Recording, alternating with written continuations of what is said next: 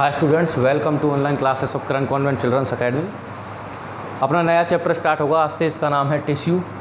तो टिश्यू के बारे में बात करेंगे आज हम, और टिश्यू के इंट्रोडक्शन के बारे में बात करेंगे। टिश्यू स्टार्ट करेंगे कल से। तो अगर मैं बात करूं तो हमने जो है वो सेल के बारे में स्टडी कर चुके थे। हमने ये स्टडी किया कि जितने भी लिविंग थिंग्स हैं वो सेल और सेल कंपोनेंट से बने होते हैं। जितने भी लिविंग थिंग हैं वो क्या होते हैं, सेल और उनके कंपोनेंट्स या प्रोडक्ट्स से मिलकर बने होते हैं। और ये जो लिविंग थिंग हैं ये दो तरीके के हो सकते हैं सेल के नंबरिंग के आधार पर, यूनिसेलुलर और मल्टी सेलुलर। टू टाइप के हो सकते हैं सेल वाइज। ये भी हमने पढ़ चुके थे अपन कि सेल के हिसाब से, नंबरिंग ऑफ सेल के हिसाब से लिविंग थिंग्स यूनिसेलुलर और मल्टी सेलुलर हो सकते हैं। यूनिसेलुलर, इनके अंदर एक ही सेल होती है। मल्टी सेलुलर यानी कि दो या दो से अधिक सेल से मिलकर बने हुए होते हैं। दोनों ही के अंदर सेल की नंबरिंग अलग अलग होती है, लेकिन फंक्शनिंग जो है सेल की वो सेम होती है। यानी कि सेल थ्योरी दोनों के लिए ही लागू होती है, चाहे वो यूनिसेलुलर हो चाहे मल्टी सेलुलर हो। अगर हम बात करें यूनिसेलुलर ऑर्गेनिज्म की, यूनिसेलुलर जैसे कि अमीबा है, पैरामीशियम है, युगलीना, और भी बहुत सारे ऐसे लिविंग थिंग हैं जो यूनिसेलुलर होते हैं, यानी कि जिनकी जो बॉडी है वो सिंगल सेल से मिलकर बने होते हैं। इनमें जितनी भी लाइफ प्रोसेसेस हैं, जैसे कि डाइजेशन, न्यूट्रिशन, रिप्रोडक्शन, एक्सक्रिएशन, और भी बहुत सारी जो लाइफ प्रोसेसेस हैं, इनमें एक सेल के द्वारा या एक ही सेल ये सारी लाइफ प्रोसेस परफॉर्म करती है। साथ ही साथ इन लिविंग थिंग्स की जो यूनिसेलुलर है, इनके लिए जो एक सेल है वो इनकी लाइफ को प्रोटेक्ट करने का काम भी करती है। लाइफ को प्रोटेक्ट करने का काम भी वो एक सेल ही कर रही है। वहीं बात करें हम मल्टी सेलुलर की, तो मल्टी सेलुलर के अंदर trillions and billions and trillions cells पाई जाती हैं। यानी लाखों करोड़ों सेल एक मल्टी सेलुलर जीव के अंदर पाई जाती हैं। और ये जो ऑर्गेनिज्म हैं ये एक दूसरे से अलग होते हैं, यानी इनके अंदर डिफरेंटिएशन पाया जाता है। यानी कि ये जो जीव हैं वो एक दूसरे से बिल्कुल क्या होते हैं, डिसलाइक या अलाइक होते हैं।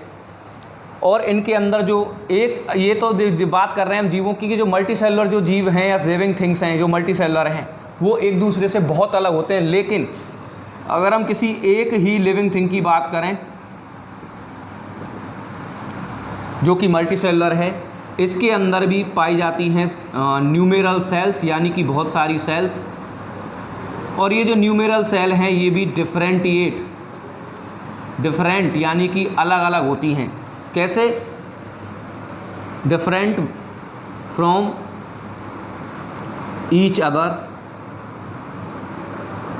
ऑन द बेसिस ऑफ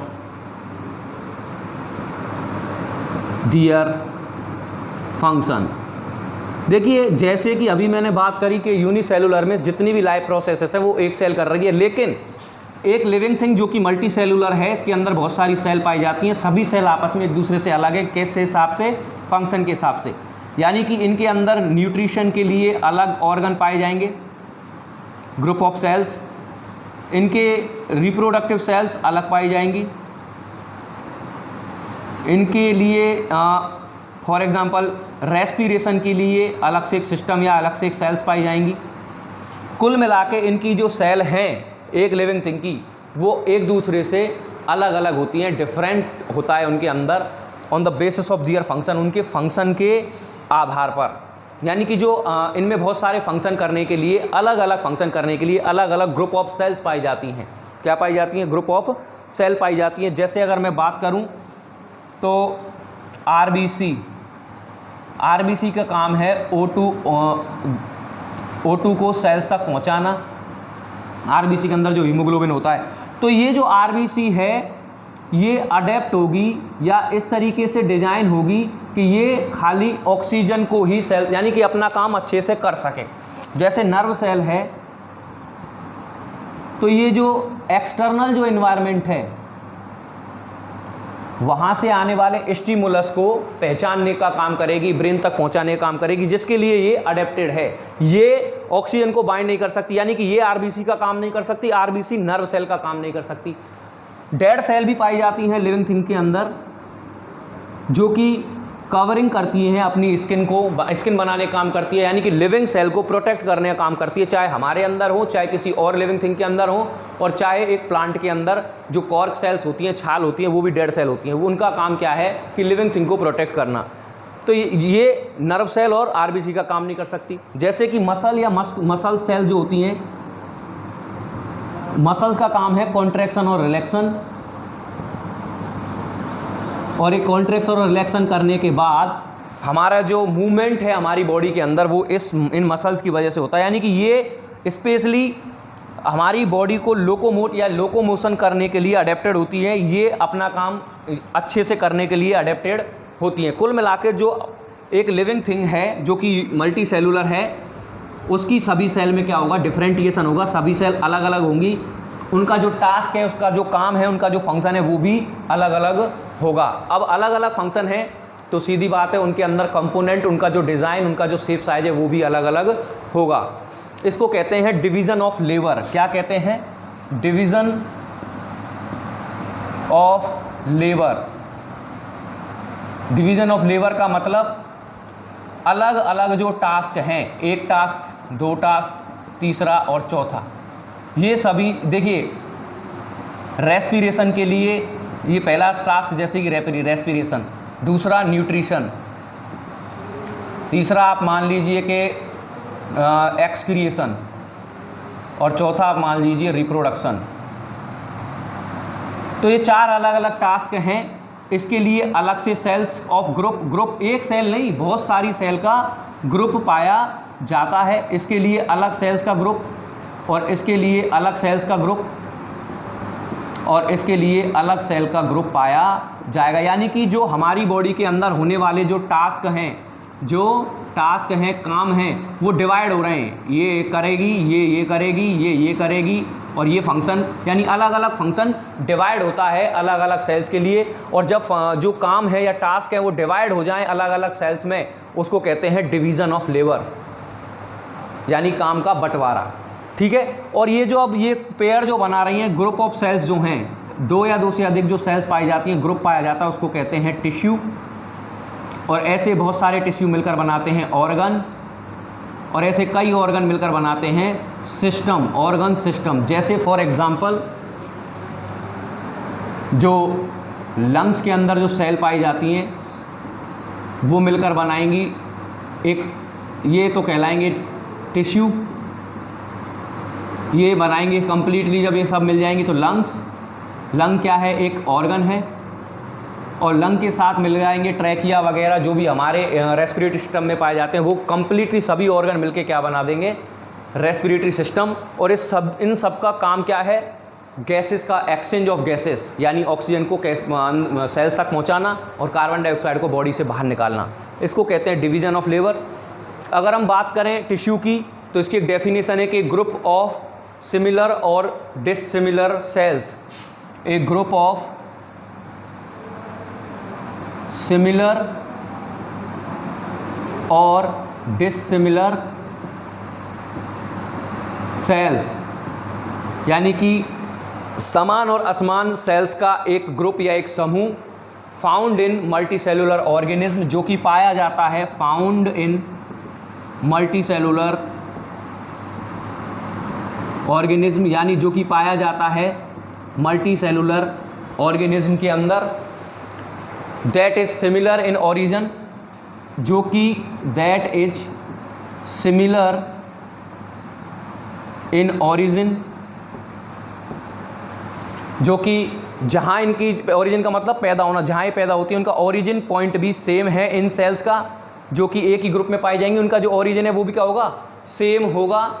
और similar of common function, similar of common function,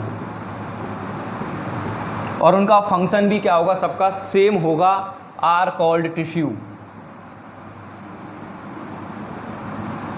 यानी कि कुछ सेल्स का ग्रुप या कई सारी सेल्स का ग्रुप जिनमें सिमिलर और कुछ डिसिमिलर सेल पाई जाएंगी, और ये जो है मल्टी सेलुलर ऑर्गेनिज्म के अंदर पाई जाएंगी। जब ग्रुप है सेल्स का तो सीधी बात है मल्टी सेलुलर ऑर्गेनिज्म है, जो कि इनका ओरिजिन पॉइंट भी सेम होगा और उनका फंक्शन भी सेम होगा। क्या कहलाएगा, टिश्यू।